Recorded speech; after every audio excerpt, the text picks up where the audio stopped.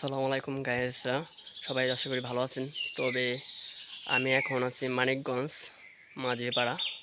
তবে এখানে নাকি একটা বাড়ি আছে, যে বাড়িতে প্রতি 35 বছর ধরে এই বাড়িতে বলে কেউ বাস করতে পারে না, তবে থাকে না। তবে একটা বুড়ি থাকতো, তো সে এখানেই বলে মারা গেছেন। তবে সেই বুড়িটা বলে মাঝে মধ্যে সবার সাথে দেখা করে, সবার সাথে চলাফেরা করে, কেউ কেউ মেরে ফেলাই দেয়, কেউ খেলা দেয় চামচারা হয়ে, কেউ মশা হয়ে বলে খেলা দেয়।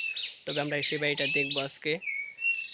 তবে দেখা যাক, বাড়িতে বলে ভূত আছে, অনেক কিছু আছে। তবে আমি দেখবো, আমি একাই আইছি।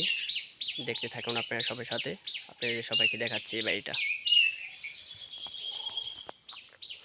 তবে আমি এখান দিয়ে যাবো, দেখবো এটার দরজা কোন সাইডে। এই বাড়িটা দরজা, নিজেরই একটা ভয়